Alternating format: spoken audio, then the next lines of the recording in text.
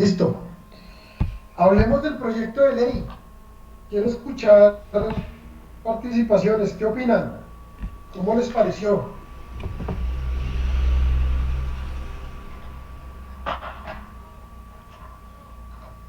A ver, Rosenberg.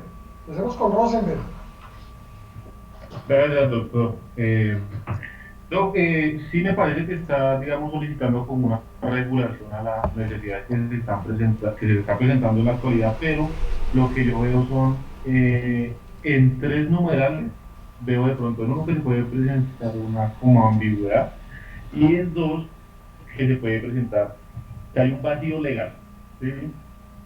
Digamos, el que se puede presentar la ambigüedad que dice, digamos, en el artículo 11 que el trabajador virtual podrá usar para la ejecución del contrato de trabajo sus propios equipos siempre en consenso con el empleador. Eh, no sé hasta qué punto esto sería, digamos, como viable porque en este entendido es la subordinación, ¿no? O sea, esto es como, digamos, una parte de la subordinación y si no tiene la subordinación el empleado, sería, digamos, ya como pasaría al campo de un contrato de prestación de servicios, que es el que se hace con los equipos propios. Eh, Ok, Rosenberg. eh, Gracias. Señor. no, iba a hacer de pronto otra anotación, pero pues sí, para que los demás compañeros participen, pues ya lo dejo hasta ahí. Listo, gracias. A ver, Jairo.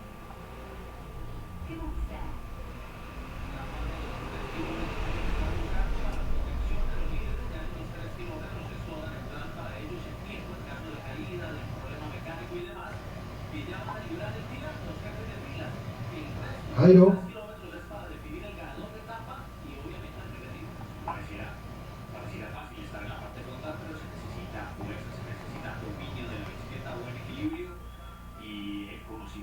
Bueno, parece que Jairo tiene problemas con el micrófono. A ver, mientras que Jairo puede mirarlo el micrófono. A ver, Wilmer. Gracias, doctor. Muy amable. Pues para nadie es un secreto toda esta revolución digital que nos ha enmarcado esta pandemia, digamos así, por las necesidades del servicio, ¿sí? Eh, pues me genera dudas, digamos, en cuanto, digamos, a la aplicación del trabajo o al desarrollo del trabajo virtual. Si bien es cierto, pues, según como lo prevé la ley, se van a respetar pues, ciertas garantías como cualquier otro trabajo, pues digamos hasta qué punto, digamos, se podría, digamos, garantizar, por decirlo así, la redundancia, esos derechos de este tipo de trabajo virtual. Gracias. Ok. A ver, Adriana, ¿qué opinas? Doctor, pues yo creo que en este momento pues estamos trabajando de esta forma. La mayoría de personas estamos trabajando de esta forma. Sí es necesaria una reglamentación, ya que digamos lo que hay en materia de teletrabajo de pronto es un, un poco costoso y para el empleador en este momento y dispendioso. Lo que no me queda muy claro de pronto acá veo que no hay mucho que hable del riesgo en materia de seguridad, en responsabilidad, perdón, en materia de riesgos laborales, de pronto. Pero yo creo que es algo que debe hacerse como para flexibilizar un poco más este tema del teletrabajo y hacer que de pronto más personas, más trabajadores puedan acceder a este tipo de contratación. Perfecto, Adriana, gracias. Jairo, ¿pudiste ayudar a desbloquear el micrófono?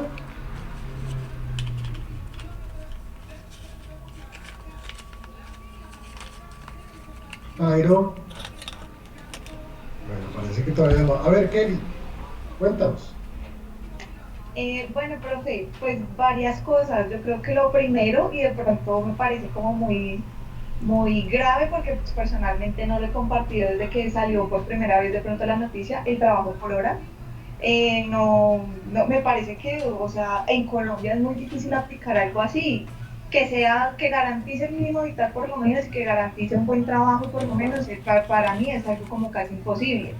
Ahí mismo la ley lo dice, en el proyecto de ley lo dice, no puede ser inferior al salario mínimo dividido en 240 horas. Entonces, pues dice uno, pues son 3.658 pesos, que es el mínimo, y que pues muy seguramente uno pues, digamos que trayéndolo a la realidad, muchos empleadores van a utilizar eso y van a pagar lo mínimo, porque obviamente pues les sugiere menos costo, ¿no? Por otro lado también el tema, por ejemplo, de los equipos, digamos en varios artículos mencionaba que son los artículos para el trabajo propios del trabajador, que se puede negociar con el empleador y no sé qué, pero pues vuelve y juega, como que traiga a la realidad lo que más seguro que va a pasar es que el empleador le diga, tiene su computador, bueno, listo, trabaje usted desde su casa con sus cosas y usted pues ve a ver, yo solo le entrego las funciones. Entonces, por ese lado, pronto es como todavía muy, como muy amplio y una regulación de esta medida pues tiene que ser mucho más estricta, ¿no? Mucho más traída a la realidad. En tema de salario, en tema de, ¿qué otra cosa? Por ejemplo, bueno, el límite de tiempo también no se limita realmente como el tiempo, sino dice como que todo lo deja a consideración de lo que se negocia entre el empleador y el trabajador, que pues realmente siempre son como lo que el empleador diga, o sea, son muy pocas las veces que realmente haya una negociación. Entonces, yo creo que o sea, ese proyecto de ley es algo como muy ambiguo, muy poco beneficioso, digamos, sí, muy bonito toda la parte como de los estudios que se realizaron, de la disminución de la contaminación, del mejoramiento de la calidad de vida a nivel personal, de los trabajadores y todo esto. Digamos que esa parte es muy buena, el trabajo virtual es muy bueno, ¿no? O pues por lo menos yo lo he venido trabajando desde que empezó la pandemia y me ha parecido muy bueno a nivel personal. Pero en cuestiones de, o sea, económicos, de salarios, de nuevas contrataciones, digamos, para los que lo cogimos en plena pandemia, pues no hubo mucha modificación tal vez, pero para nuevas contrataciones que puedan ocurrir después de este proyecto de ley, pues para mí es algo grave, o sea, no me parece que sea algo como muy viable y muy real. Gracias, Kevin. Ronald.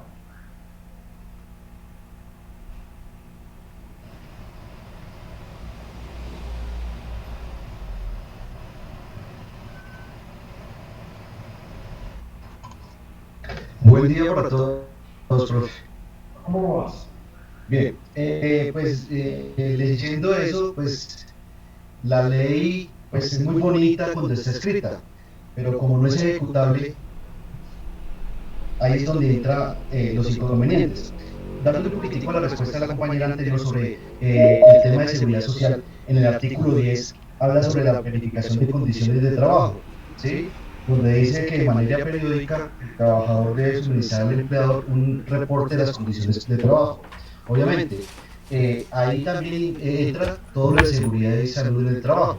Debe ser aplicable también al teletrabajo para ese tema. Con respecto de una parte que yo la veo en la empresa donde yo laboro, donde dice que el empleador podrá acordar con el trabajador virtual el reconocimiento de un auxilio de naturaleza para cubrir todos los derivados de servicios públicos. Eso en la realidad no se ve. De igual manera con el tema de los horarios. A usted le dicen, usted está contratado de 7 a 5, pero reciba llamadas a las 7, 8 de la noche, en fin. Entonces, pues como decía anteriormente la compañera, pues es una cosa totalmente como ambigua frente a la realidad.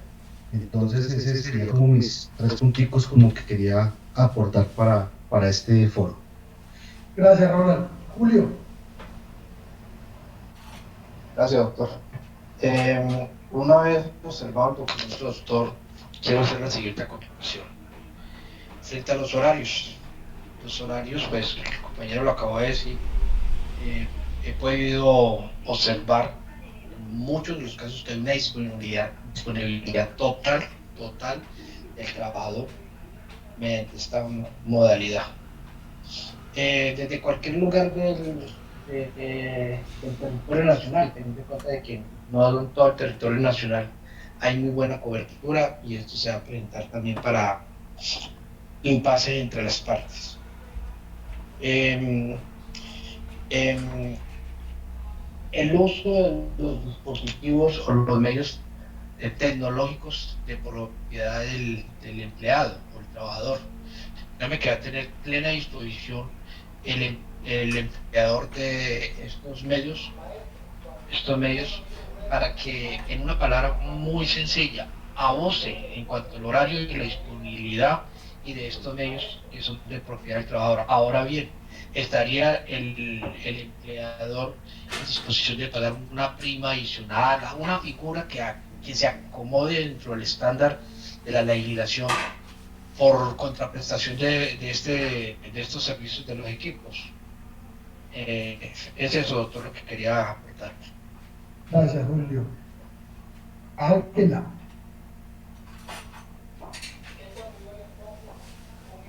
Hola, profe, buenos días. Bueno, pues a mí realmente me parece muy chévere en cuanto a avance tecnológico, en avance del medio ambiente, de pronto el desarrollo familiar de los trabajadores, también pues para descongestionar la movilidad en las diferentes ciudades en las que se encuentren, sí, pero pues también veo que el proyecto no es claro y pues debiera existir una regulación más clara y precisa frente a los derechos como tal del trabajador, derechos tales como cumplimiento de horarios, remuneración, descanso, dotaciones, porque si bien es cierto aquí son derechos que se quitan. Por ejemplo, dice que el artículo 10, verificaciones de contrato o condiciones de trabajo. Entonces, de manera periódica, el trabajador virtual deberá suministrar al empleador un autorreporte de las condiciones de trabajo en las que desarrolla sus funciones. Ahí, pues, claramente se le están quitando ciertas obligaciones al empleador y obligaciones tales como una seguridad, por ejemplo, de ergonomía en el trabajo. Si todo eso se le va a cargar directamente al trabajador, tanto así, por ejemplo, como las herramientas y equipos de trabajo. Se podrán usar los equipos que tenga el empleado en consenso con el empleador. Pero realmente ahí eso se presta para muchas cosas en la realidad, ¿no? Pues en el papel todo lo soporta, pero en la realidad eso se prestaría para muchas cosas. No es lo mismo tener una red para un hogar, una red casera, por llamarlo así, que pues ya utilizarla para trabajar. Entonces ahí el trabajador tendría que incurrir en unos gastos, no sé, y aumentarle, me corrigen mis compañeros que saben más de tecnología, aumentarle megas, gigas, bueno, no sé cómo se llama. Pero pues realmente eso es una carga más para el trabajador que no lo estaría beneficiando. Igualmente, pues la subordinación. Dice, aquí nos habla de una subordinación. Dice, el empleador conservará el poder subordinante específica y principalmente en lo relacionado a cómo y cuándo prestará el servicio del trabajador. Pero más adelante dice que, por ejemplo, el descanso será voluntario, entonces pues ahí vulnerando pues realmente los derechos del trabajador, porque pues un descanso no es voluntario, el descanso es obligatorio en un contrato de trabajo no voluntario. No habrá auxilio de transporte, pues teniendo en cuenta que no se cumplen con las condiciones. La dotación de calzado y vestido pues también se quita. Y hay muchos trabajadores que realmente su dotación no solo la utilizan para trabajar, y pues eso hay que llevarlo al ámbito real. En Colombia muchos trabajadores, operarios y demás, utilizan hasta los zapatos que les dan a su vestir diario, ¿sí? Entonces pues realmente son cosas que sí le quitan unos derechos al trabajador. Gracias, Ángela. A ver, terminamos con Álvaro, Luis y Edgar. Álvaro. Bueno, profe, pues unos compañeros dijeron algunas cosas de las que yo iba a indicar. Yo creo que esto puede generar un limitante en el acceso al trabajo. Esto por mucho de lo que ya mencionaron mis compañeros en relación al tema de los equipos y el acceso a Internet. Puesto que si uno no tiene algunos de estos, no puede acceder a un trabajo formal de este modo. En el tema también de las horas, esto hablaba que se puede descontar las horas, pero no establece cuáles, bajo qué criterios se puede descontar este tipo de horas, sí, que también estaba hablando. Y pues también el tema de la dotación. porque hay algunos cargos comerciales, por ejemplo en la empresa en la que yo estoy, ya prácticamente todo se está haciendo por Team y se tienen que mantener unos protocolos formales y de vestimenta que también sopesarían ahí. Tampoco habla tampoco de las regulaciones en los reglamentos internos de trabajo, más que todo para estos temas, ¿sí?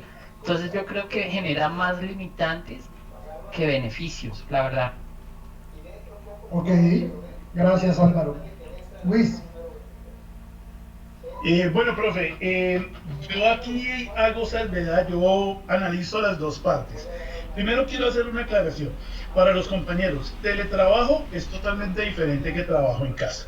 Teletrabajo simplemente lo regula la ley 1221 del 2008 y el decreto 884 del 2012, donde usted como trabajador puede decirle a su empleador: yo quiero hacer teletrabajo, y el empleador le puede decir: bueno, yo acepto, pero ahí es cuando usted tiene que cumplir unas normas o unos requisitos básicos, como usted debe tener un puesto de trabajo que cumpla ciertos requisitos en temas de biomecánica o ergonomía, para que usted no vaya a desarrollar enfermedades laborales que vayan en degeneración de su estado osteomuscular, o sea, de los huesos y de los músculos. Listo.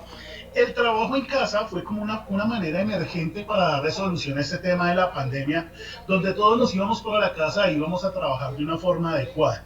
¿Qué pasó ahí? Tenemos el auxilio de transporte, el subsidio de transporte, perdón, fue destinado para que empezáramos a sopesar el tema de la conectividad, del internet y todo eso. Pero ahí nos vamos hacia otro punto de lo que quiere hacer este proyecto. Es que sencillamente quieren dejar que a usted lo puedan contratar por horas, y entonces en el teletrabajo usted tiene que poner todo. O sea, perdón, en el trabajo en casa usted tiene que poner todo, sus equipos, todo este tema lo tiene que poner usted. Adicionalmente, se puede contratar por horas. Si quiere, lo puede contratar por medio tiempo, y podríamos llegar a ver lo que vimos muchas veces en unos almacenes de cadena, donde contrataban operarios por turnos de 8 horas, pero le decían: yo solamente necesito que trabaje en la mañana 4 horas, de 10 a 2, que eran los horarios pico, y en la noche de 4 a 8 de la noche, que son los horarios en que yo lo necesito. Y ese tiempo el trabajador tenía que permanecer en el centro comercial, en el sitio, esperando a entrar a trabajar. Entonces yo pensaría que esto fue como un salvavidas que le tiraron a los empresarios para que ellos les den el manejo, pero falta como estipular muchas más cosas y decirle: venga señor, si usted va a hacer un contrato con X o Y persona, indique aquí cuál va a ser el auxilio para la conectividad, indique aquí cómo van a tener las condiciones de equipo, porque el que va a suministrar los equipos es el trabajador, y eso se presta para un deterioro de sus propios equipos. Entonces, eso es lo que uno alcanza de pronto a visualizar. Vuelvo y digo, no somos abogados muchos de los que estamos acá, pero eso es lo que alcanzamos a digerir en el tema cuando le pegamos una ley a este proyecto de ley. Quisiera que me corrigiera usted si de pronto estoy equivocado. Gracias Luis, yo los escucho y yo hago mis interpretaciones ahorita después de que termine Edgar. Luis, Ángel, Angélica y César, les pido el favor de que, solo hasta César terminamos la intervención para poder continuar. A ver, Edgar. Gracias, Doc. Doc, en este caso, mirando la modalidad o cómo se establece este contrato de trabajo, yo lo veo es como una nueva forma de duración de contrato de trabajo por cómo está establecido. Mirando que, pues, si bien es cierto, nos está diciendo que se sigue dando continuidad a los elementos de un contrato de trabajo establecidos en el artículo 23, yo veo es que no existe como una transición o una adaptación en cuanto a los contratos que ya están preestablecidos antes de que entre de pronto, digamos, que se apruebe esta norma, ¿sí? Entonces, ¿en qué sentido? Yo veo que, por ejemplo, digamos, en mi caso, yo tengo un contrato a término indefinido.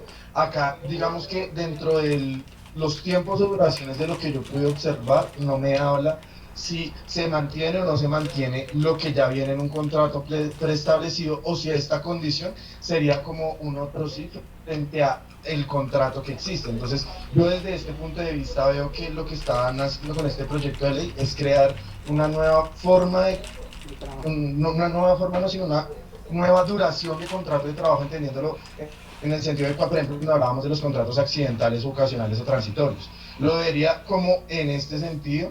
De todo lo que han dicho mis compañeros en cuanto a unas garantías, si bien es cierto, ahí establecen como queda facultad del trabajador previo visto bueno del empleador de los horarios que va a manejar para su trabajo, para el descanso.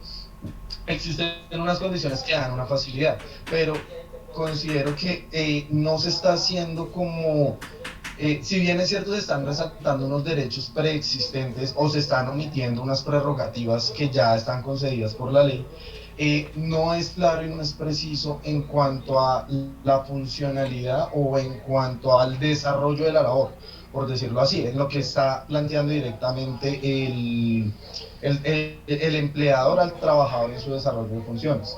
Digamos que dentro de todo lo que ha pasado, dentro de las alternativas que dio el Ministerio del Trabajo en las circulares 21, 22 y 33, vemos que está esta modalidad, pero entonces es trabajo en casa. Acá nos estaban hablando ya de trabajo virtual bajo unas condiciones ya más establecidas de un fenómeno que se está presentando, dando alcance al poder legislativo y el alcance y los objetivos que tiene el legislativo de entrar a regular diferentes escenarios fenomenológicos sociales que se vayan generando en la medida en que van sucediendo las cosas en la interacción, bien sea económica, la interacción social o las situaciones que se puedan presentar. Entonces, vuelvo acá en mi punto y es, considero que no hay como un centro en cuanto a los contratos que ya están antes suscritos, donde se ha aplicado por directrices del ministerio esta modalidad de trabajo y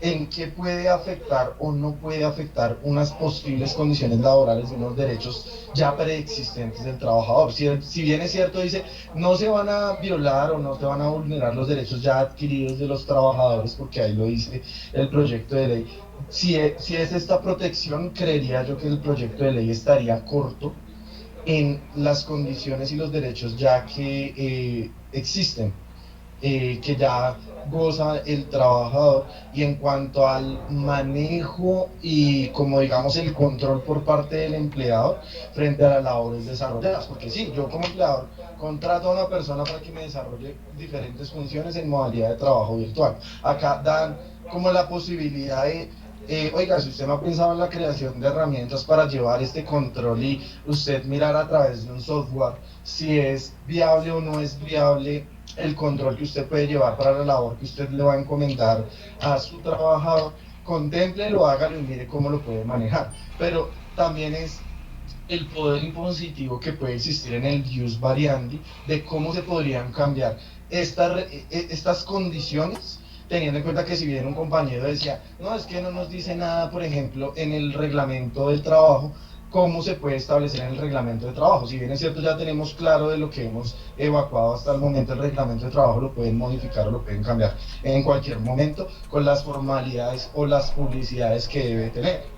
Pero entonces, digamos, en este caso, también considero que dentro del ius variandi, al hacer una modificación dentro del reglamento de trabajo y teniendo en cuenta que el reglamento de trabajo hace parte del contrato de trabajo, se podrían establecer otras condiciones que pueda que vulneren derechos de los trabajadores en un momento, y como lo hemos visto, si bien es cierto el ministerio ejerce una labor de control y fiscalización, hasta qué punto con este proyecto de ley se le daría como ese alcance a ese control que realiza el ministerio, y qué tan efectivo puede ser ese control y qué escenarios se pueden generar mientras que se da la aplicación o el control en el deterioro de los derechos y las condiciones laborales de cada uno de los trabajadores. Entonces, pues ahí como para cerrar y finalizar. Listo, Edgar. Gracias. Luis. Sí, doctor. Se debe hacer un estudio jurídico de este decreto juicioso. Yo creo que esa nueva modalidad de vinculación laboral, llamada trabajo virtual, crea un salvavidas para las personas que no gozan de las garantías necesarias básicas, ¿sí? Las cuales se deben regular. Se debe proteger al trabajador, dinamizar la economía, reducir la informalidad e impulsa, digamos, todo lo que tiene que ver con competencia digital y trabajo digital. Entonces, que no se nos olvide que hay trabajadores que están en casa no usan las garantías necesarias y fundamentales básicas. Doctor, eso es, de acuerdo. Gracias, Luis. Angélica.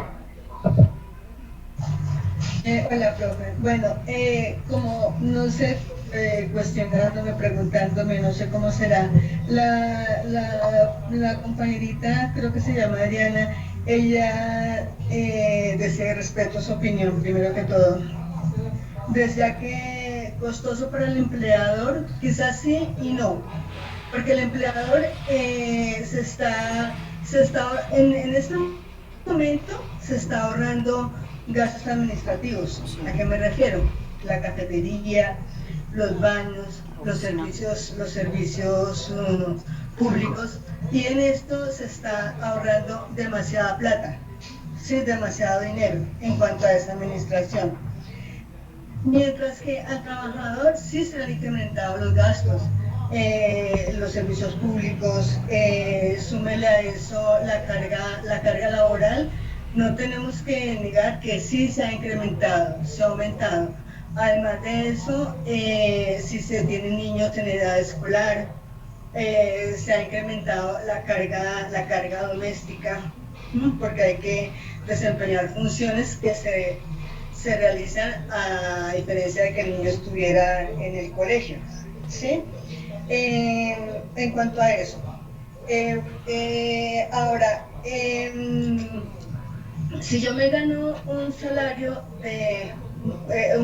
me gano más de 2 salarios mínimos, por ende no me pagan auxilio de transporte, pero tampoco me reconocen el subsidio el auxilio de conectividad. Eso es como una pregunta, entonces ¿ahí qué? ¿Sí?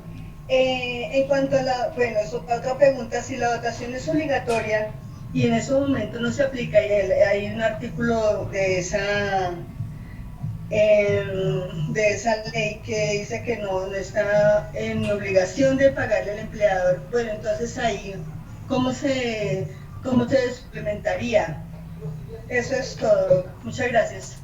Bueno, gracias a ti. Y terminamos con César. A ver, César. Buen día a todos. Comparto las apreciaciones de los compañeros respecto de el tema de desconocimiento de normatividad, ¿sí? Y aquí parto algo, y es que el artículo 53 de la Constitución Política de 1991 habla sobre realidad, sobre las formas de renunciabilidad de los derechos mínimos. Entonces yo veo este proyecto de ley, y bueno, que hago también una comparación de trabajo-casa, ¿sí? La cual, si nosotros vamos al artículo 212 de la Constitución Política, que habla de los estados de excepción, hay una parte donde dice que no se pueden, en los decretos legislativos, en estos estados de excepción, en estos estados de emergencia, en margen de la emergencia sanitaria, no puede desconocer o desmejorar las prestaciones sociales de los derechos de los trabajadores. Entonces aquí hablamos de que existe una realidad sobre las formas y que efectivamente se está dando una figura de trabajo en casa que se pensaba que era de manera ocasional, pero entonces viene una interpretación que es ocasional, de vez en cuando, y aquí también nosotros lo planteamos con la ley 1221 del 2008, cuando habla de que hay trabajos autónomos, complementarios, independientes, y vemos que realmente la figura como tal sí está regulada. Entonces, ¿qué pasa? Que aquí estamos tratando a través de una figura de desconocer derechos que ya existen, que son ciertos y que hacen parte de los derechos mínimos de los trabajadores, y que por regla general, que es los principios del derecho laboral, existe una irrenunciabilidad de esos derechos. Y vamos otra vez entonces a este proyecto de ley y vemos que existe también un desconocimiento de unos derechos ya preconcebidos en otras leyes, en otro reglamento, y que sobre eso ya hay una jurisprudencia base y suficiente que habla sobre esos mínimos derechos que deben tener los trabajadores como tal. Entonces, realmente veo que el proyecto legislativo está derogando, bueno, si se llega a dar, estaría desconociendo ya algo que está en la materia sobreregulado, ¿sí? Esa sería mi apreciación, doctor. Gracias, César. Bueno, digamos que este tema de este proyecto nos salió porque, pues, digamos que eso es lo que está pasando en este momento, y pues sería inapropiado no poder hablar de ello, ¿no? Yo pienso varias cosas.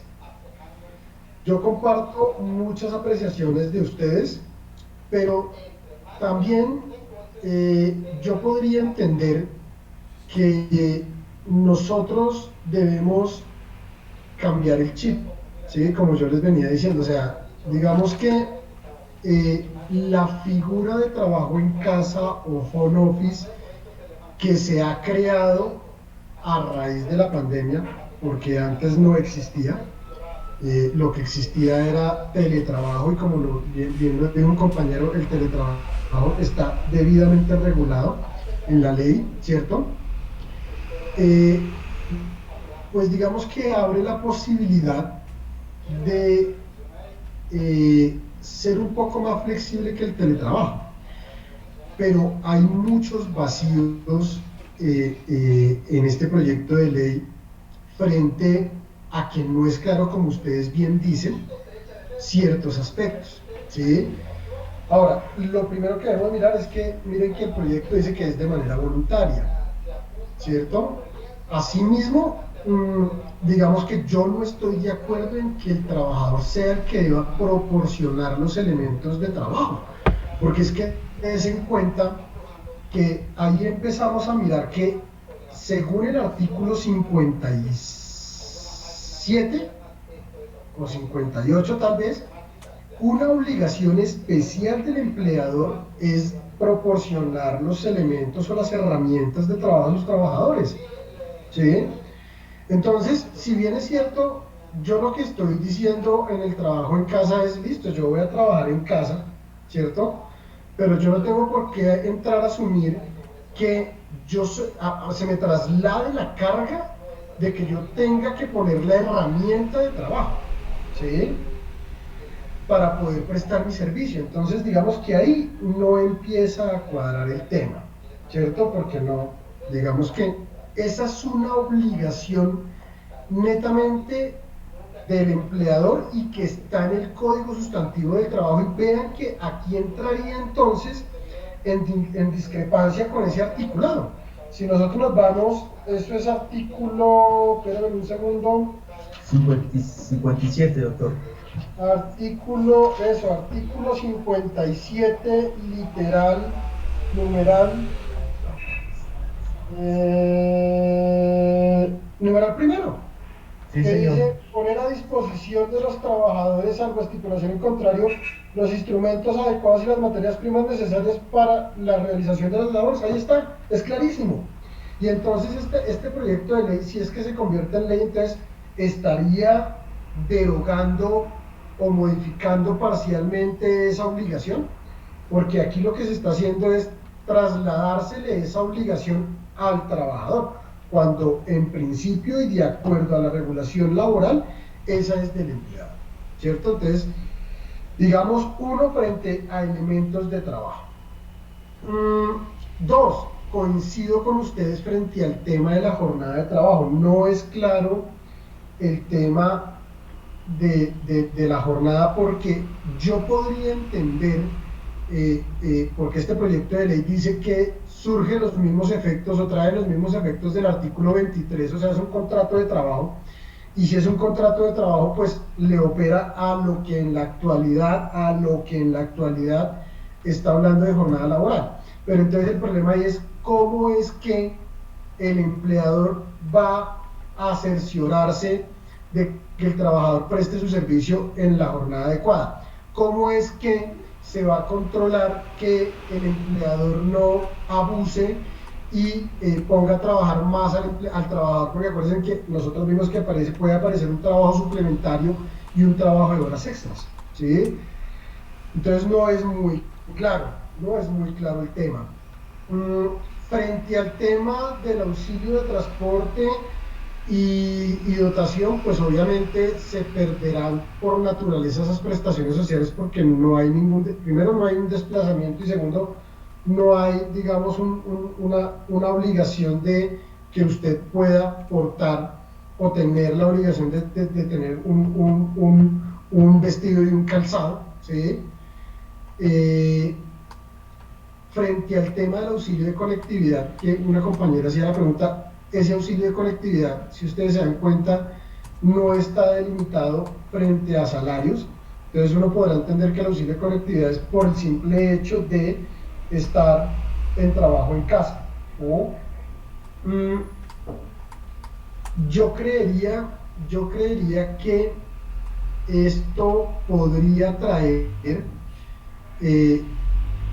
tranquilamente un choque de trenes con el teletrabajo, ¿sí? Porque el teletrabajo es más exigente.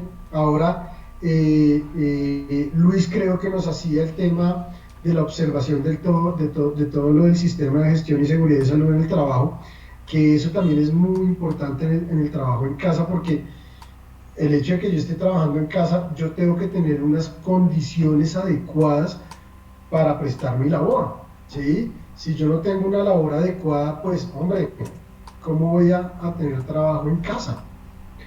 Entonces, yo pienso que hay que reglamentar bien el tema, ¿sí?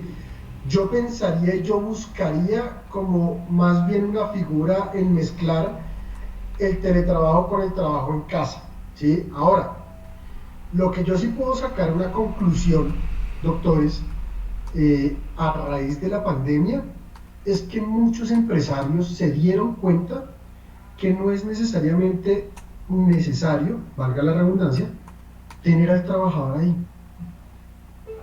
Porque el empleador le tocó, miren, si nosotros nos damos cuenta en esta pandemia que llevamos 5 meses, porque ahorita a partir del 1 de septiembre se viene una locura, ¿cierto? Que es el tema del aislamiento selectivo. Pero en los 5 meses anteriores, los empleadores tuvieron que adecuarse a una situación que nadie tenía prevista. Y entonces ellos, por supuesto, tuvieron que haber hecho otro CIS para decirles, hermano, de acuerdo a la circular 21, váyase para trabajo en casa, porque es que su contrato dice que me tiene que trabajar aquí. O también se estableció la forma de que le diera las herramientas y controlara las funciones del trabajador. Y se pudieron o se empezaron a efectuar reuniones virtuales en donde se podía operar, ¿sí? Yo pienso que esto es algo que si se le trabaja bien, ya te doy la palabra, Luis, que si se le trabaja bien, se podría implementar, ¿sí? Porque la gente y los empresarios, hasta los mismos trabajadores, claro, digamos que aquí nos conjuga el tema de que, claro, como los niños tenían que trabajar, entonces lo que una compañera decía es muy cierto, tener que trabajar, tener que cuidar al niño, tener que mire, que la casa, que lo uno, que lo otro, es muy complicado, claro, pero es que esto es tenemos que pensar que esto es por el momento, pero muy seguramente el otro año los niños ya se van para su colegio, y entonces usted podrá también prestar su servicio en casa. Para mí es una buena opción porque puede traer beneficios para ambas partes, tanto para el trabajador como para el empleador, ¿sí? Yo le decía, por ejemplo, antes de que el auxilio de transporte pasara a la conectividad, si les conté, yo asesoro una multinacional que tiene más de 1.500 trabajadores, ¿sí? Y entonces, cuando nos dieron el tema del trabajo en casa y que empezó a operar el trabajo en casa, yo les decía a los gerentes, miren, ustedes solo en 3 meses se ahorraron casi 500 millones de pesos. ¿Por qué? Porque de todos los 1.500 trabajadores, el 90% es gente que gana el mínimo, o gente que no llega a los 2 salarios mínimos, ¿sí? Y que tienen que pagar el auxilio de transporte. Y cada mes era un ahorro de 150 millones de pesos, ¿sí? Por supuesto.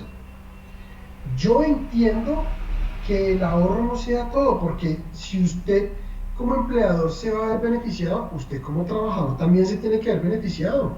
Entonces, su empleador es el que le debe pagar pues el tema del internet, su trabajador tendrá que o sea, tendrá que establecerse como un auxilio, ¿sí? Como un auxilio integral, por decirlo así, en donde resguarde servicios, resguarde conectividad a internet, porque es que al estar usted en su casa, el empleador empieza a ahorrar en agua, luz, gas, si es que tiene gas, ¿cierto? Pero al trabajador se le incrementa agua, luz y gas, porque es que usted, estando en casa, entonces usted utiliza la luz, utiliza el gas, utiliza el agua, etc.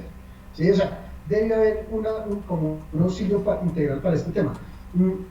Yo pienso que de ser bien elaborado esto, a mí me parece que podría ser muy viable. Miren que en Europa esta es una figura que se aplica totalmente, y son países productivos, son países totalmente productivos, y no necesitan que el empresario tenga que tener ahí en control de toda la planta de sus trabajadores porque piensen que no van a poder evolucionar. Yo creo que esta pandemia que nos trae esta emergencia social, esta emergencia sanitaria en salud que tenemos en este momento, también le pudo concluir o entender al empresario que también puede evitar costos. Ahora, no quiere decir que usted tenga que mandar el 100% de su planta a teletrabajo o a trabajo en casa, no. Pero con que usted tenga un ahorro y pues por supuesto sea recíproco hacia el trabajador, pues podemos evolucionar. Eso es lo que yo pienso frente a esto. Dime, Luis.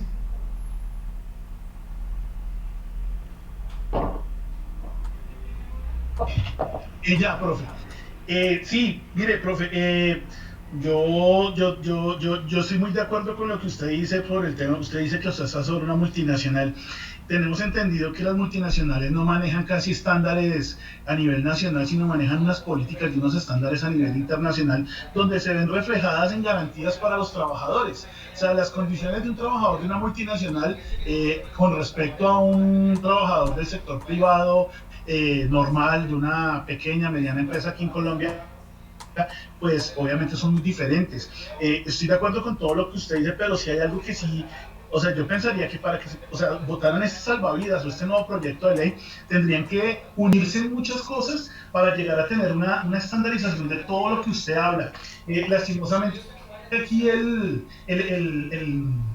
las empresas en Colombia, más del sector privado, se tiran a mirar cuál es la falla, cuál es el vicio, cuál es el vacío jurídico, para de pronto ir cada vez precarizando las condiciones laborales de las personas. Entonces ahí es lo que yo traigo a colación. O sea, cuando aquí en Colombia usted quiere hacer teletrabajo, a usted le toca hacer aproximadamente una inversión de $1 millón en puestos, silla, tiene que tener hasta un extintor, ¿sí? Y también lo que sacó este tema de la pandemia es que empezó o sea, sacó los demonios que tienen todas las personas aquí en el país, porque tanto los trabajadores sacaron las uñas, tanto los empleadores también tuvieron que hacer un tema bien complicado, pero el tema es que nosotros no estamos dándole ningún tipo de solución, sino que con todo lo que estamos dando estamos precarizando la forma de elaborar aquí en este país.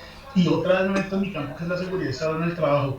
El riesgo psicosocial en Colombia se disparó, síndrome de burnout, todo eso.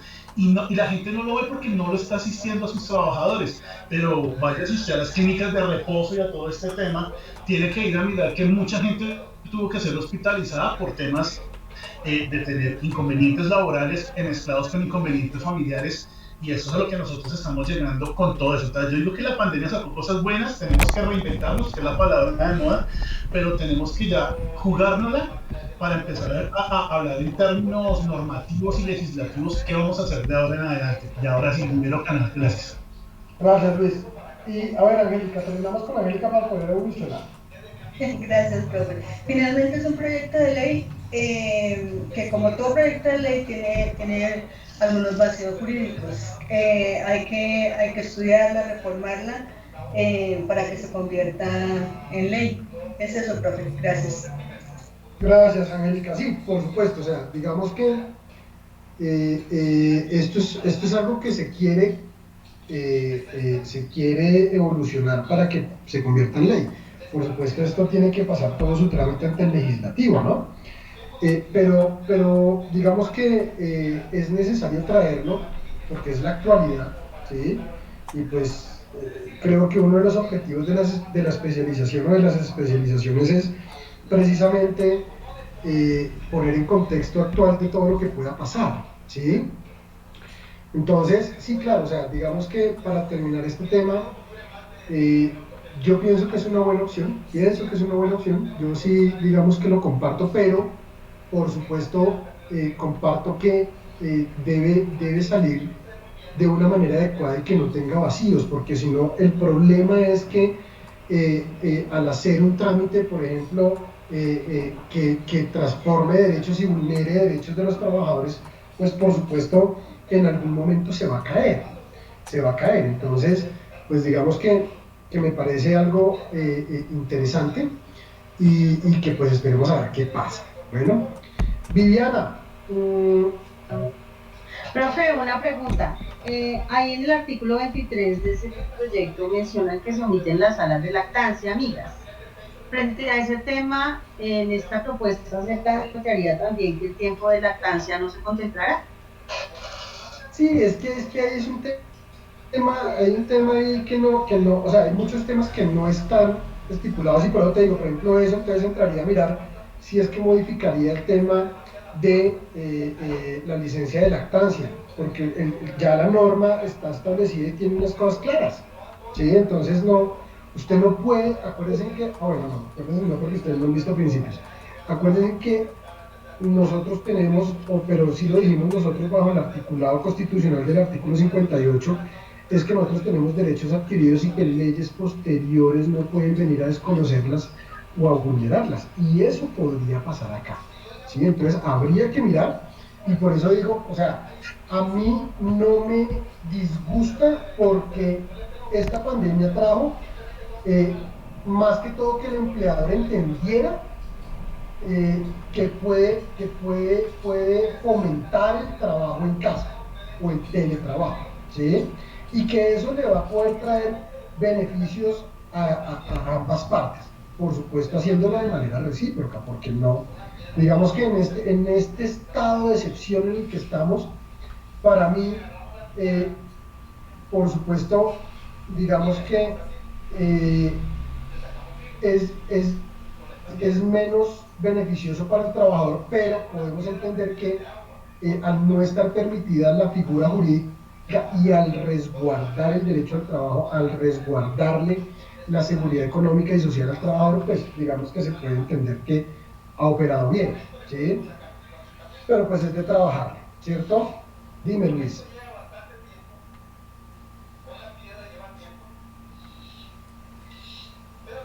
Ok.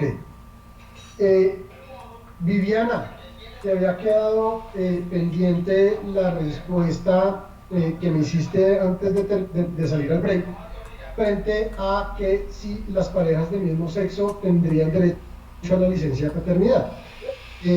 Esto hay que responderlo de una manera de atrás hacia adelante, en el entendido que hay varios pronunciamientos de la Corte Constitucional en donde las parejas del mismo sexo han venido ganando derechos en, por ejemplo, en que la pareja del mismo sexo pueda ser beneficiario en salud de su pareja, en el tema de la pensión, y también, o sea, la respuesta es sí, tendrían derecho a la licencia de paternidad las parejas del mismo sexo.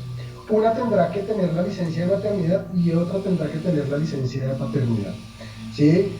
Hay un par de sentencias que podrías mirar, que son la C-811 del 2007, la C-336 del 2008, la T-1241 del 2008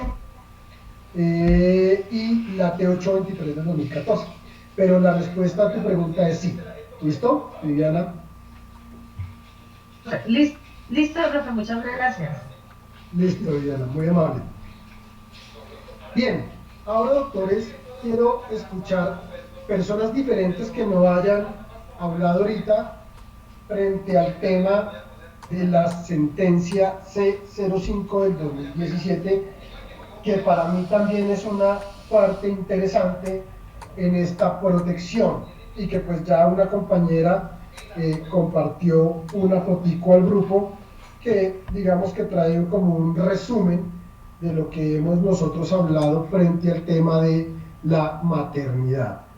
Entonces arranquemos con Wilson. Buenos días.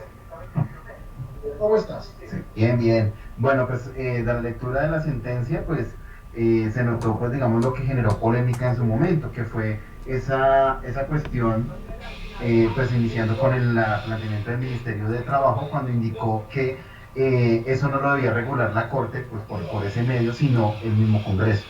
¿Por qué? Yo lo enfoqué más como en un tema de competencia, porque ellos decían que, ese asunto no nacía de una relación de trabajo, o sea, de un contrato de trabajo, por así decirlo. Entonces ese asunto no se podía regular por las garantías que otorgaba el Código Sustantivo del Trabajo.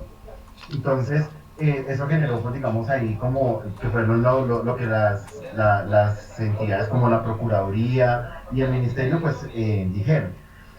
La Corte, digamos que analizó más ese sentido como al decir de que lo que se protegía en ese sentido no era el trabajo, sino la vida del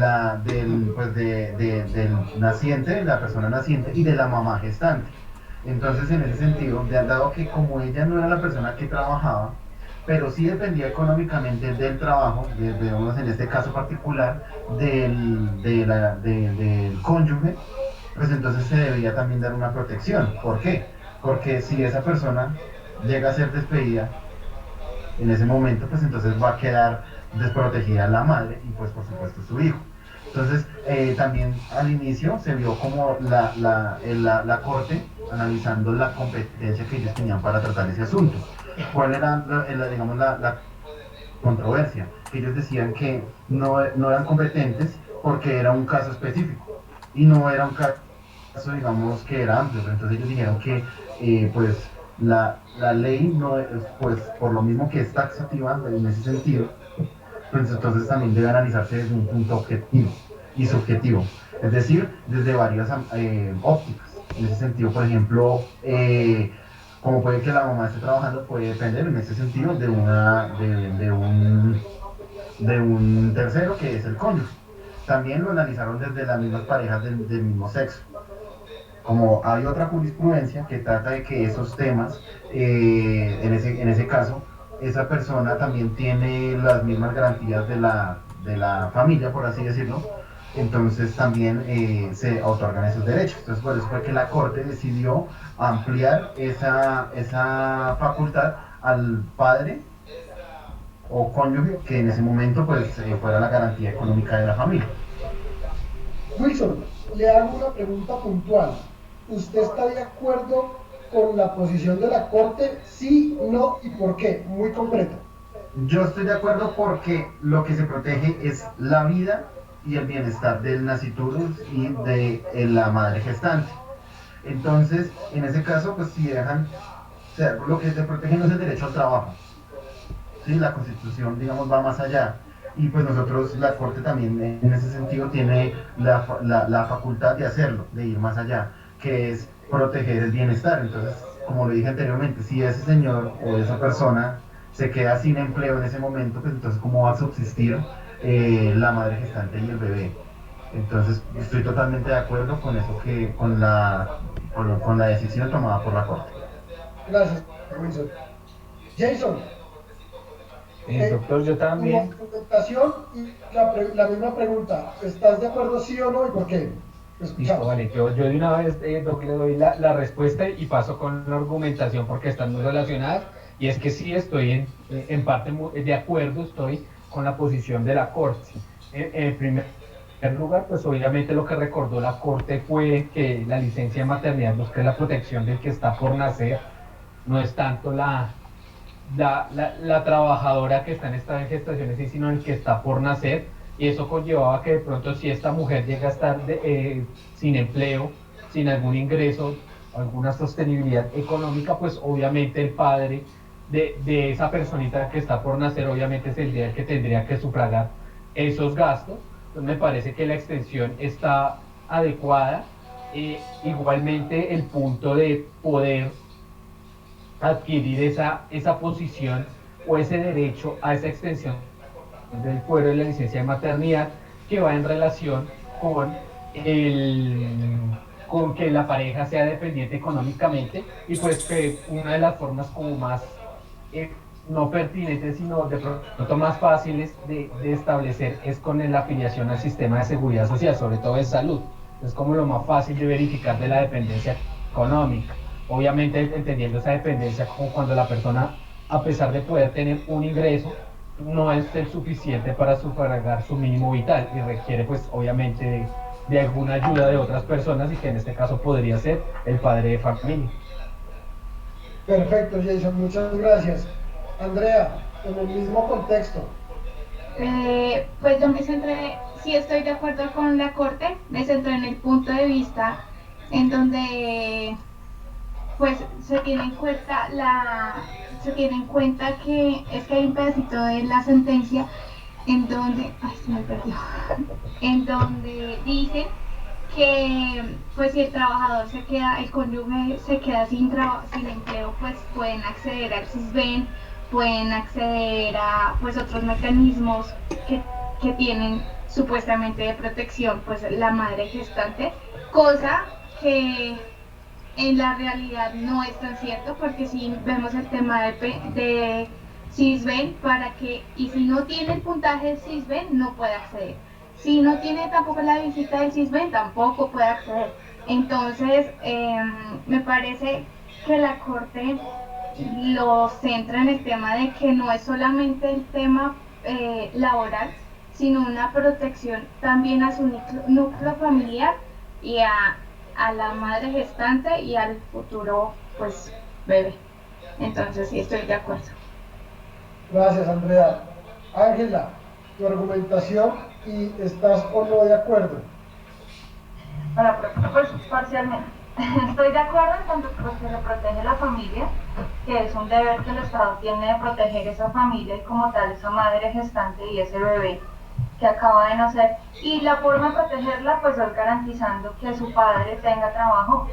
La sentencia exige que tenga un requisito, y es que la madre sea beneficiaria del sistema de salud del papá, o sea del esposo.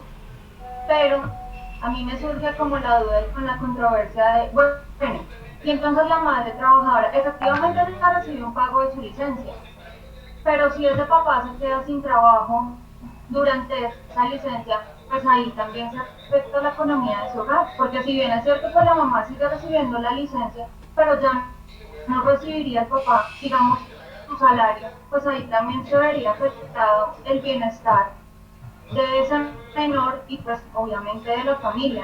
Entonces, frente a esto sí digo como que hay una desigualdad. La protección debería ser para juntos, bien sea que ella sea beneficiaria y que trabaje, bien sea que sea beneficiaria y que no trabaje, o bien sea que ella también trabaje, y la protección también debería ser para ese padre durante ese periodo de lactancia, por ejemplo.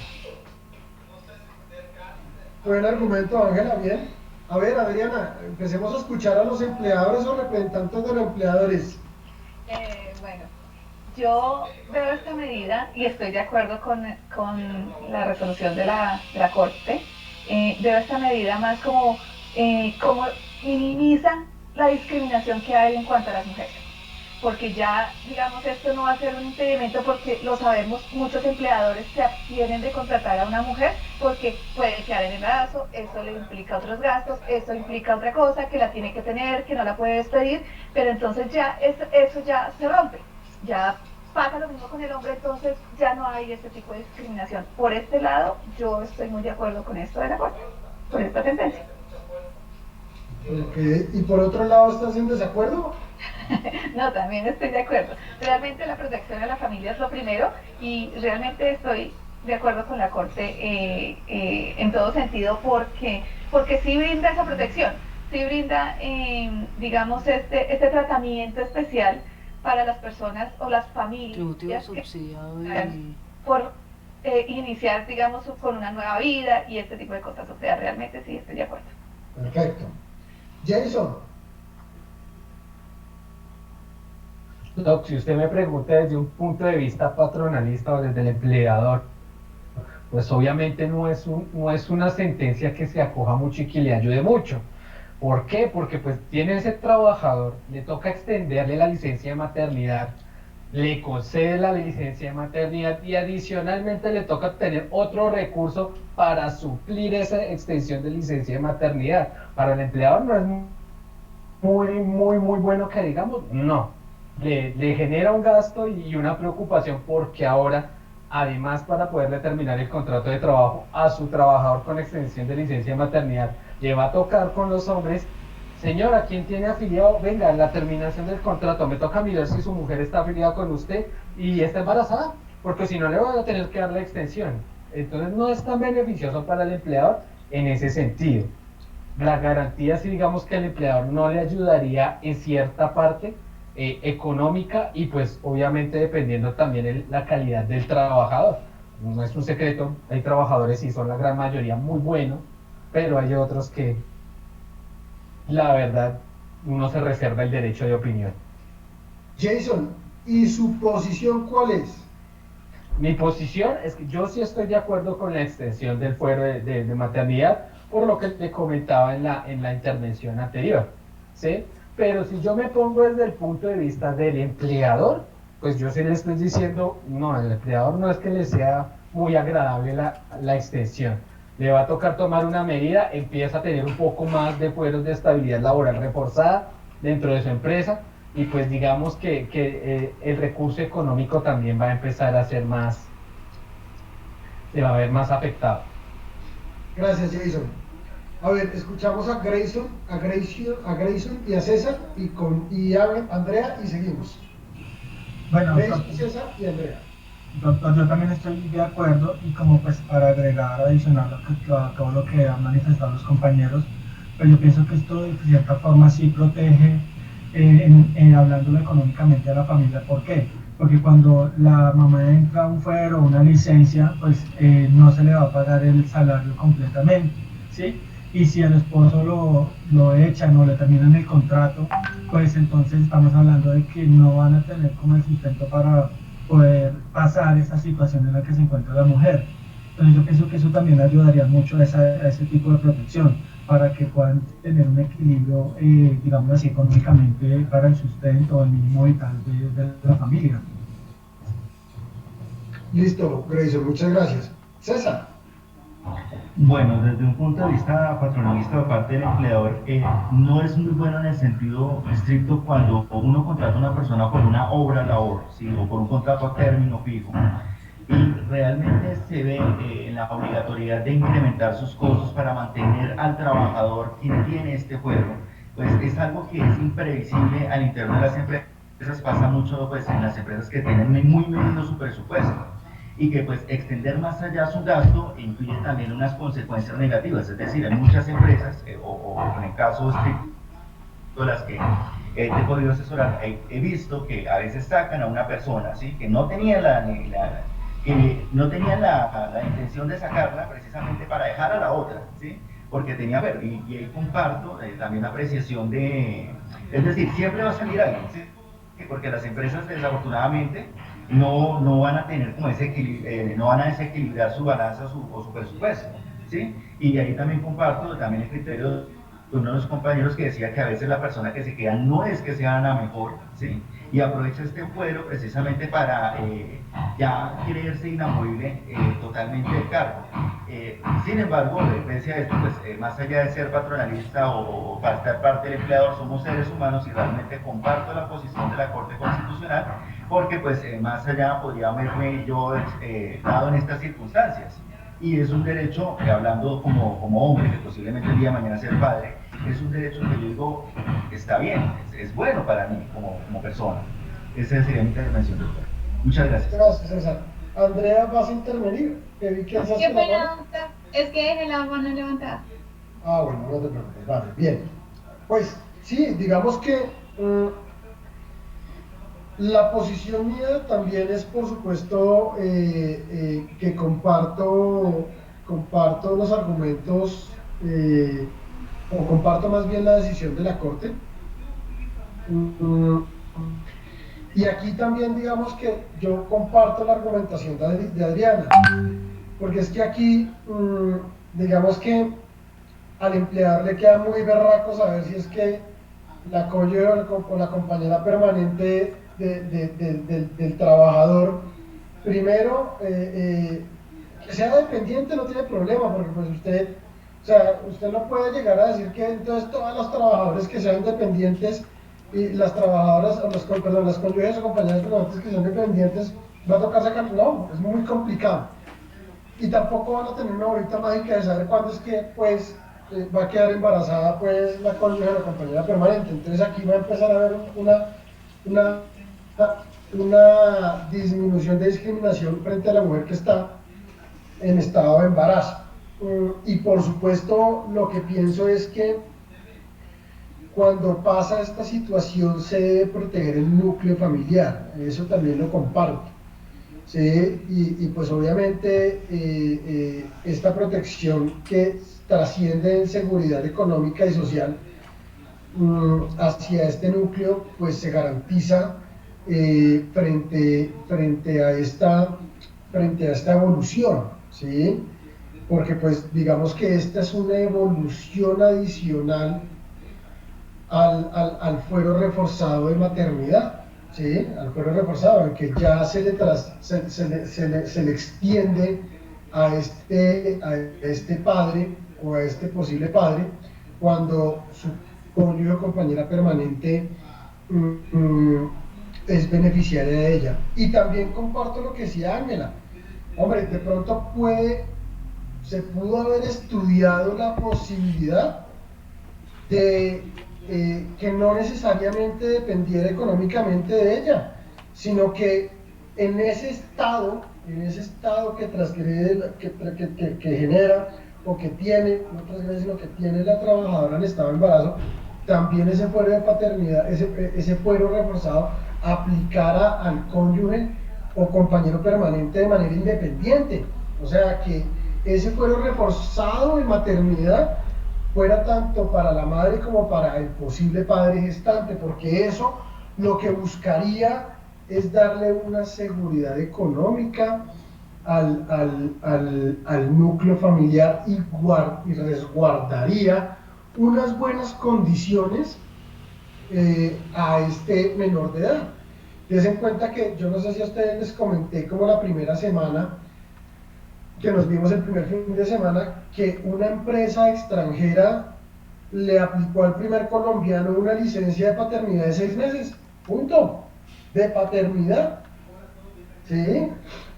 Entonces, porque es que aquí, digamos que lo que hay que buscar es el beneficio del menor, que el menor pueda tener a sus padres en esos primeros meses de vida, de una manera adecuada, por supuesto, ¿cierto? Entonces, digamos que este criterio ha venido teniendo muy buena acogida y muy buena evolución a nivel jurisprudencial. Con esto entonces dejamos aquí nuestra materia individual y acto seguido, por supuesto, vamos a hacer una introducción a nuestra materia colectiva que lo vamos a dejar tocado para en la sesión de la tarde empezar a evolucionar.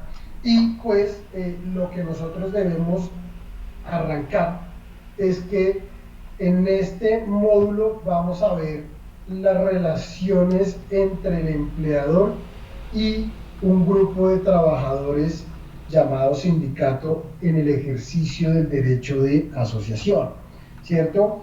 Y entonces nosotros debemos empezar a mirar y hablar del concepto de asociación antes de hablar del sindicato, ¿sí? Que es la figura pues de primer orden que nos trae a colación la normatividad, y pues obviamente después entraremos a mirar cómo es que se constituye el sindicato y qué puede hacer el sindicato y qué funciones tiene y qué organismos tiene, ¿cierto? Pero nosotros debemos empezar a mirar el derecho de asociación y lo debemos mirar desde un derecho fundamental, porque miren que así como el derecho al trabajo de materia en relación individual es de manera constitucional, o está evolucionado o está protegido en la Constitución, el derecho de asociación también. Y miren que nosotros lo tenemos garantizado en el artículo 38 y 39 de la Constitución Nacional. Y nosotros debemos entender que el artículo 38 habla del derecho a la asociación en general, ¿sí? Porque este articulado lo que dice es que se garantiza el derecho de libre asociación y desarrollo en las distintas actividades a todas las personas en sociedad, ¿sí? O sea, nosotros podemos entender que la Constitución Nacional, independiente de la actividad que desarrollen las personas, pueden asociarse, ¿sí? Pueden asociarse. Y miren que el artículo 39 ya aterriza ese derecho de asociación a los trabajadores y empleadores. Miren que el artículo 39 de la Constitución Nacional establece que los trabajadores y los empleadores tienen el derecho a constituir sindicatos o asociaciones sin la intervención del Estado, ¿sí? Y entonces aquí viene algo bien interesante, y es que ya le da la posibilidad a los trabajadores y a los empleadores en asociarse para, por supuesto, buscar mejores reconocimientos y mejores condiciones de vida económicas y sociales en estas relaciones, ¿sí? Y miren que hasta la Constitución va más allá en ese artículo 39 y dice que la asociación de empleadores y trabajadores con la Constitución tiene personalidad jurídica, ¿sí? Tiene reconocimiento jurídico, ¿sí?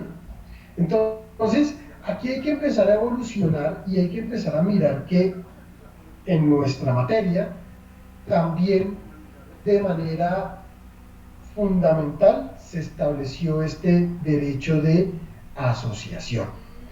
Y miren que en este mismo artículo 39, que Adriana te voy a pedir el favor de que lo leas acto seguido, de una vez le estableció quién no tiene ese derecho. Y lo que dijo es que los miembros de la fuerza pública no tienen el derecho a asociarse. Y pues uno puede entender, o digamos que finalizando este módulo vamos a entender por qué la Constitución de Tajo en este instante dijo: miembro de fuerza pública, usted no puede tener el derecho a asociarse, ¿sí? Porque eso puede traer circunstancias perjudiciales para la seguridad del país. Sencillo, ¿sí? Y vamos a mirarlo y eso lo podemos concluir, o lo podemos llegar a discutirlo al final del módulo, ¿sí? Asimismo, también miren que en la misma Constitución, por allá en el artículo 55 o 56, se está garantizando el derecho a la huelga, el derecho a la convención colectiva, que son figuras que vamos a ver en este módulo, ¿cierto? Y que vamos a poder entender cómo es que lo podemos evolucionar. Adriana, ayúdame con el 39, gracias. Sí, señor. Artículo 39. Los trabajadores y empleadores tienen derecho a constituir sindicatos o asociaciones sin intervención del Estado. Su reconocimiento jurídico se producirá con la simple inscripción del acta de constitución. Es correcto. Entonces, des en cuenta, doctores, que nosotros podemos entender que podemos tener que hay dos clases de asociaciones, unas asociaciones generales y unas asociaciones profesionales. Podemos entender que el concepto de manera general de la asociación es que es el grupo permanente de personas, un grupo o una agrupación permanente de personas que tienen unos intereses comunes o persiguen igualmente unos objetivos comunes, dejando claro que para que nosotros podamos hablar de asociación debemos cumplir tres elementos. El primero es que sea un grupo de personas, el segundo es que sea permanente y el tercero es que persigan un fin o unos fines comunes, ¿cierto? Si nosotros no tenemos estos tres elementos, pues por supuesto no vamos a hablar de asociaciones.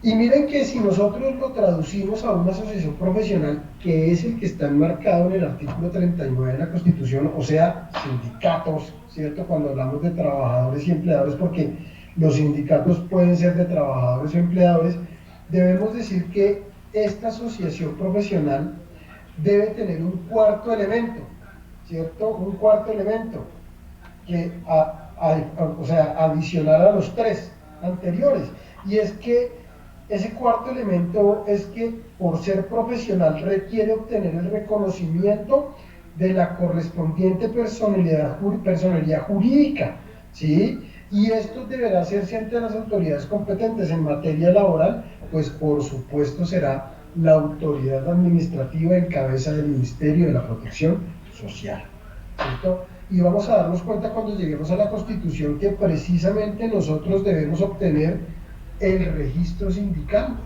¿cierto? Y eso se hace, ese procedimiento se hace ante esa autoridad. Entonces, miren que este derecho de asociación está plenamente garantizado en la Constitución Nacional y que nosotros en nuestra materia laboral lo vamos a desarrollar desde el artículo 353 del Código Sustantivo del Trabajo hacia adelante. ¿Sí? Ahora bien, miren que nosotros debemos entender que el derecho de asociación debe tener unos objetivos. Dime, Javier.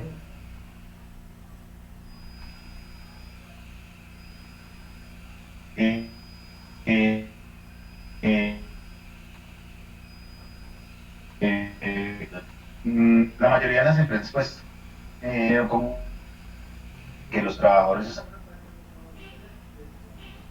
están propensos para ellos este error. Javier, estamos escuchando entrecortado. Por favor, vuelve a intervenir.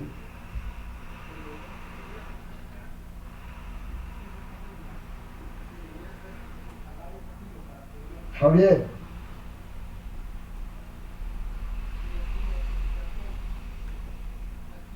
Activa tu micrófono. Claro, ahora sí me escucha. Señor. Gracias, doctor. Mi pregunta es la siguiente. La mayoría de las empresas le tienen miedo, pues, al tema de los sindicatos. Entonces, cuando se enteran de que los trabajadores están formando estas asociaciones, empiezan a haber despidos y despidos masivos por este tema. Yo no podría, pues,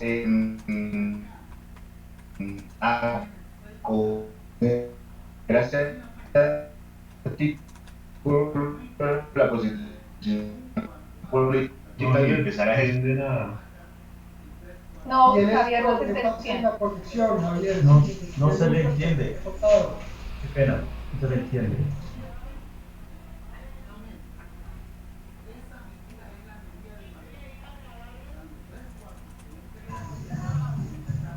Que lo escriba en el chat. Sí, si quieres escribe en el chat, Javier. Pero bueno, digamos que lo que alcancé a entender. Ahorita vuelvo y te digo, muchas gracias. Listo. Lo que le alcancé a entender a Javier es que cuando en las empresas se quieren crear sindicatos, empieza a haber como una persecución sindical, porque empiezan a haber despidos masivos por parte del empleador, ¿sí? Digamos que, Javier, por supuesto eso está prohibido, ¿sí? Por supuesto eso está totalmente prohibido, porque vamos a darnos cuenta de las protecciones que tiene el derecho de asociación y para hacer una introducción en materia sindical. Ahora, voy a continuar para poder determinar qué es lo que no puede hacer el empleador o el trabajador o un tercero frente al derecho de asociación, ¿cierto? Miren que precisamente nosotros podemos entender que el derecho de asociación está garantizado constitucionalmente, ¿sí? Y por tal razón o motivo este derecho de asociación tiene una protección taxativa, ¿sí? Miren que, si quieres, por favor, Adriana, ayúdame con el 353 del Código Sustantivo, para que podamos entender que este artículo trae el desarrollo del artículo 38 y el artículo 39 de la Constitución, y acto seguido el artículo 354, en donde vamos a darnos cuenta cuando el empleador no puede coartar, no puede hacer ciertas circunstancias de coartar el derecho de asociación, ¿sí? Adriana, esos dos artículos, por favor. Bueno, artículo 353, derechos de asociación. De acuerdo con el artículo 39 de la Constitución Política, los empleadores y los trabajadores tienen el derecho de asociarse libremente en defensa de sus intereses, formando asociaciones profesionales o sindicatos. Estos poseen el derecho de unirse o federarse entre sí. Las asociaciones profesionales o sindicatos deben ajustarse en el ejercicio de sus derechos y cumplimiento de sus deberes a las normas de este título y están sometidos a la inspección y vigilancia del gobierno en cuanto concierne al orden público. Los trabajadores y empleadores sin autorización previa tienen el derecho de constituir las organizaciones que estimen convenientes, así como el de afiliarse a estas con la sola condición de observar los estatutos de las mismas. Entonces, gracias, Adriana. Entonces, des en cuenta que, miren que este artículo 353 empieza a desarrollar y podemos nosotros concluir que el derecho de asociación es libre de poderse hacer, ¿sí? Y nosotros podemos entender y podemos concluir que el sindicalismo o el derecho de asociación no está bien visto, ¿sí? Aún es más, para mí en Colombia va en decadencia, ¿sí?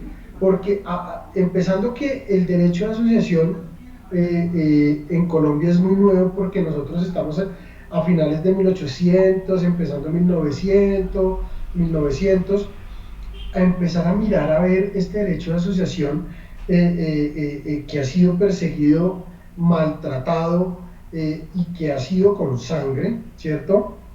Miren nomás las masacres de las bananeras, claro ejemplo en Colombia, por ejemplo, frente a este tema, donde este derecho de asociación nace por las condiciones, o sea, porque los trabajadores se cansaron de tener condiciones infrahumanas en trabajo, ¿sí? Y quisieron empezar a buscar mejores condiciones económicas y sociales en relación a sus contrataciones, ¿sí? Y por tal motivo, miren que aquí, y para responderle a Javier, el artículo 354 de la Constitución Nacional trae una protección y le dice al empleador del tercero: usted no puede ejercer ciertos actos, porque si usted ejerce ciertos actos estaría atentando contra el derecho de asociación, que primero es un derecho constitucional y segundo que es un derecho libre, ¿cierto? Antes de leer este articulado, yo debo hacer una precisión, y es que nosotros debemos entender que el derecho de asociación se debe aplicar, o el sindicalismo se debe aplicar de una manera adecuada, ¿sí? Los sindicatos no se deben crear con el objetivo de acabar las empresas, no. Y ustedes me podrán decir, pero es que hay muchos sindicatos que acaban empresas. Sí, pero también con culpa del empleador, ¿sí? Porque es que vamos a darnos cuenta que este derecho de asociación, en donde el sindicato por supuesto quiere crear, modificar o adicionar derechos que vimos en las relaciones individuales de trabajo, también debemos entender que esto no es de manera unilateral, sino que esto es de manera negociada. O sea, si yo como empleador me le bajo los calzones al sindicato y le acepto todo lo que quieran, a sabiendas de que no voy a poder cumplirla, pues hombre, ahí estoy yo también como empleador permitiendo que esto me lleve a mi fracaso. Y también sería una manera irresponsable del sindicato hacer esto. Yo lo que pienso es que el sindicato, el derecho de asociación, traducido en sindicato, el sindicato debe buscar hacer crecer a la empresa para poder pedir y para poder hacer crecer los derechos adicionales que quiera buscar esta organización sindical, ¿sí? Por lo tanto, el sindicato debe hacer un estudio consensual, serio, de la situación económica del empleador y hacer unas propuestas viables mediante la presentación del pliego de peticiones. Adriana, 354, por favor. Protección del derecho de asociación. En los términos del artículo 292 del Código Penal, queda prohibido a toda persona atentar contra el derecho de asociación sindical. Toda persona que atente en cualquier forma contra el derecho de asociación sindical será castigada cada vez con una multa equivalente al monto de 5 a 100 veces el salario mínimo mensual más alto vigente, que le será impuesta por el respectivo funcionario administrativo del trabajo sin perjuicio de las sanciones penales a que haya lugar. Considérese como actos atentatorios contra el derecho de asociación sindical por parte del empleador: a. Obstruir o dificultar la afiliación de su personal a una organización sindical de las protegidas por la ley, mediante dádivas o promesas, o condicionar a esa circunstancia la obtención o conservación del empleo o el reconocimiento de mejoras o beneficios. B. Despedir, suspender o modificar las condiciones de trabajo de los trabajadores en razón de sus actividades encaminadas a la fundación de las organizaciones sindicales. C. Negarse a negociar con las organizaciones sindicales que hubieran presentado sus peticiones de acuerdo con los procedimientos legales. D. Despedir, suspender o modificar las condiciones de trabajo de su personal sindicalizado con el objeto de impedir o difundir el ejercicio del derecho de asociación. Y E. Adoptar medidas de represión contra los trabajadores por haber acusado, testimoniado o intervenido en las investigaciones administrativas tendientes a comprobar la violación de esta norma. Gracias, Adriana. Entonces, aquí debemos entender dos cosas. Uno es que hay una garantía penal, ¿sí?, que es la que establece el artículo 200 del Código Penal, que fue el que leyó Adriana, ¿sí? Entonces, esto tiene una, digamos, una consecuencia que donde se haga tiene temas penales. Pero miren que lo que yo dije al principio del individual, una cosa es el deber ser y otra cosa es el ser. Miren que lo que está diciendo el artículo 354 es qué actos no debe hacer el empleador o una persona. Pero si nosotros vamos a la realidad, es lo que el empleador hace para que no se constituyan sindicatos. Entonces el empleador y miren que esto es permitido por la ley cuando el empleador puede terminar de manera unilateral y sin justa causa el contrato. Entonces el empleador puede decir: pues madre, me están constituyendo sindicato, yo de manera unilateral y sin justa causa pago indemnización y lo saco. La justificación no es el derecho a asociación, es que yo puedo utilizar el argumento que si yo pago daños y perjuicios, puedo terminar de manera unilateral y sin justa causa el contrato. ¿Quién me prueba a mí que es por la constitución del sindicato si es que todavía ni siquiera se alcanzó a levantar el acta? Nadie. Nadie podrá a mí demostrarme eso, ¿sí? Como también yo puedo, mediante dádivas, mediante promesas, sobornar al trabajador, es que eso no tiene otra palabra, ¿sí? Decirle: venga, yo le subo el sueldo, yo le cambio, yo lo haciendo, pero usted no se meta allá, ¿sí?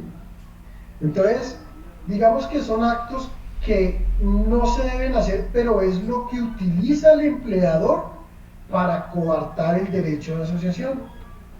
Entonces,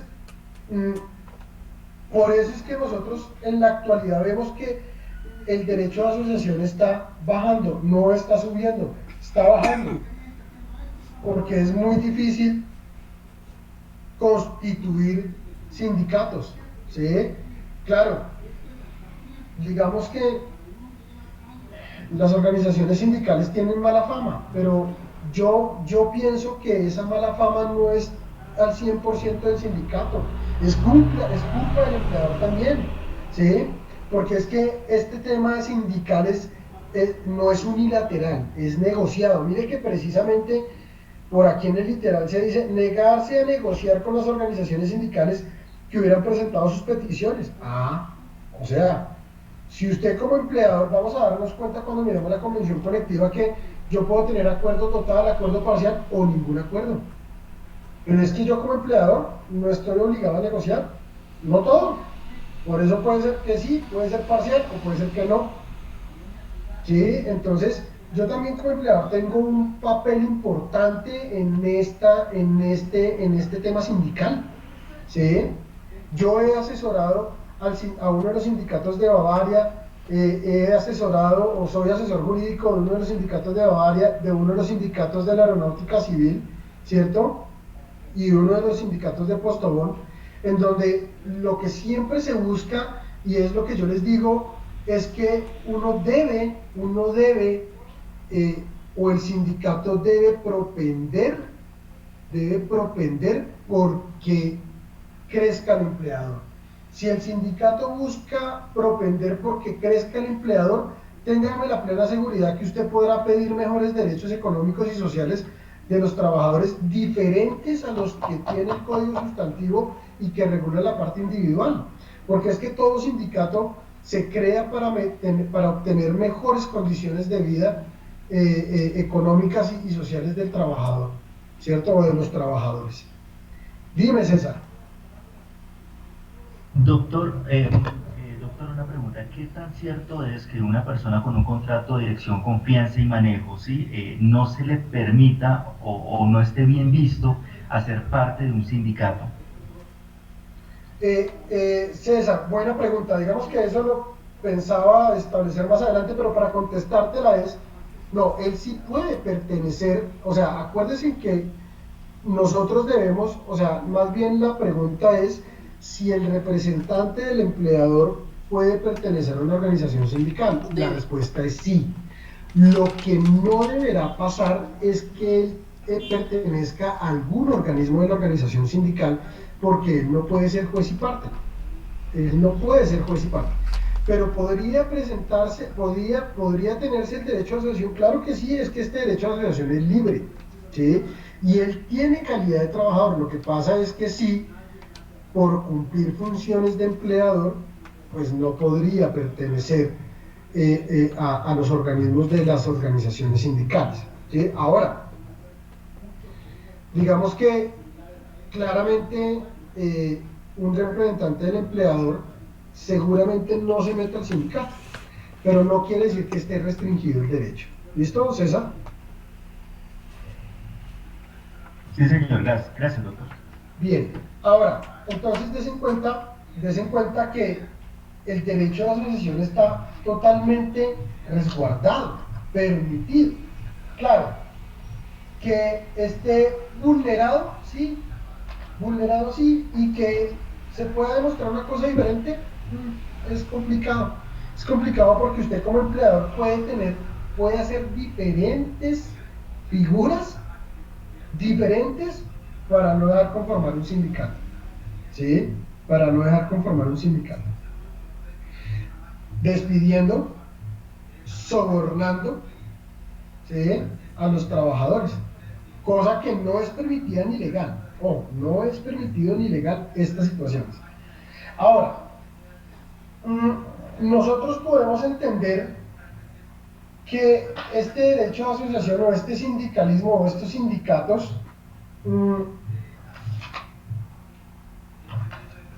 tienen dos medios de acción para operar. Uno tranquilo y otro coercitivo. Uno tranquilo en el sentido de que, miren que como yo he venido diciendo, esto parte de una negociación, ¿cierto? O sea, las partes deben entender que la creación del sindicato, por supuesto, busca tener mejores condiciones laborales. Pero esto tiene que ser negociado. por el empleador y el sindicato, porque de manera unilateral no se puede.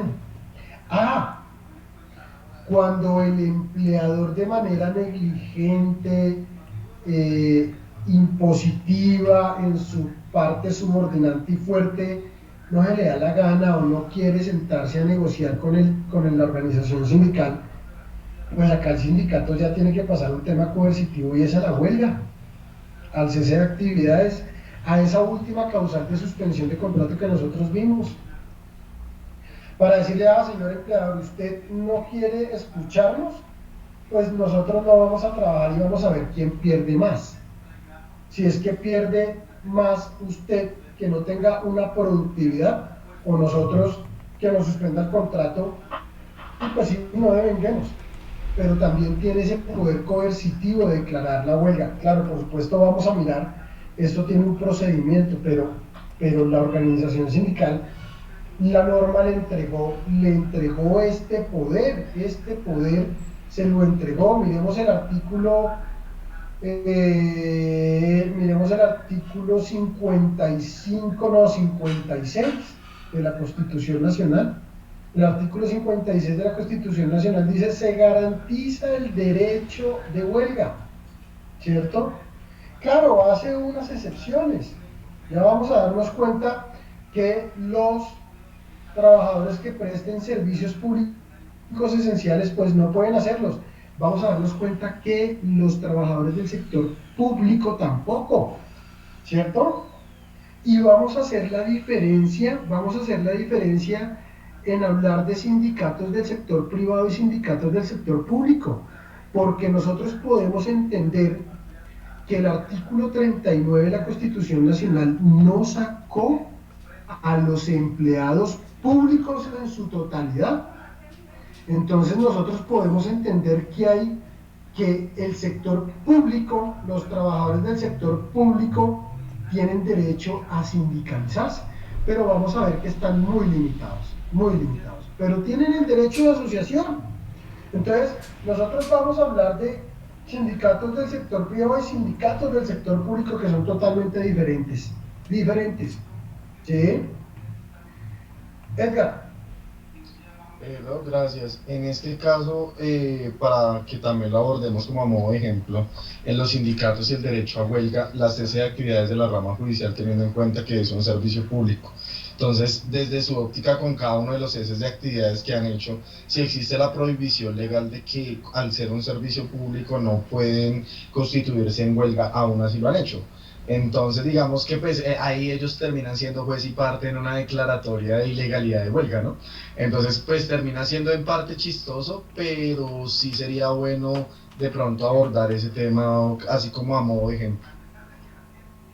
Gracias, Edgar. Mire, digamos que para complementar lo que usted está diciendo, pero pues ustedes van a sacar sus conclusiones después de que agotemos el temario. Mire, el tema de la rama judicial es algo muy interesante, y es que aquí pasan varias cosas. Lo primero es que ellos, por ser servicio público esencial, no pueden declararse en huelga. Ellos siempre hacen paros ilegales, ¿sí? Lo que pasa es que en nuestro país tenemos una inoperancia taxativa, y pues ellos hacen lo que se les da la gana. Obvio, entiéndanme que yo estoy a favor de que se deben pelear por los derechos, por supuesto. Y los paros que hacen, ilegales que hace la rama, es porque el gobierno se comprometió a una cosa y no cumple, ¿sí? Lo que pasa es que ellos utilizan ese medio porque sabe que el Estado es inoperante y no los puede cambiar a todos, ¿sí? Una de las consecuencias de la declaratoria de ilegalidad de la huelga es que el empleador puede sacar a todos los funcionarios, pero aquí es donde está el problema, porque usted cómo saca a los jueces, cómo saca a las personas que tienen que entrar a ese cargo por concurso. El Estado no tiene la capacidad de cambiarlos. Por eso es que ellos utilizan este medio. Deberían utilizar otro medio, ¿sí? Que vamos a ver cuando hablemos de los empleados públicos, ¿sí? Y cuando miremos ello y cuando ustedes agotemos este módulo, ustedes van a poder concluir que hay ciertos sectores que presionan por medio de cese de actividades ilegales y que consiguen sus cosas. ¿Sí? Un claro ejemplo es la rama judicial. La rama judicial, por supuesto, no puede hacer huelga porque ellos prestan un servicio público esencial y bajo el artículo 56 no lo pueden hacer. Porque el artículo 56 de la Constitución establece que se garantiza el derecho a la huelga, salvo en los servicios públicos esenciales definidos por legislador y el acceso a la administración de justicia quedó establecido como esencial. ¿Sí? Pero, sin embargo, nos damos cuenta que casi todos los años la rama judicial para. ¿Sí? Eso es. Entonces, vean que este derecho a asociación es bien amplio. ¿Sí? Bien amplio y está muy garantizado. Está bien garantizado en nuestra materia. ¿Sí? Razón o motivo por el cual este era el preámbulo que quería dejar aquí establecido, para así ahora entrarnos a mirar qué es el sindicato, qué clase de sindicatos hay en Colombia y qué se debe hacer para constituir un sindicato. Esto lo vamos a ver en la sesión de la tarde. Voy a dejar hasta acá, son las 12:40, vamos a hacer nuestro break para almorzar, nos vemos 1:40 de la tarde. ¿Hasta aquí hay alguna pregunta? No, doctor, muchas gracias. Muy bien, entonces voy a parar con esta Boston. Gracias. Y nos vemos 1:40, doctores. Muchísimas gracias. Gracias, doctor. Gracias, doctor. Pues,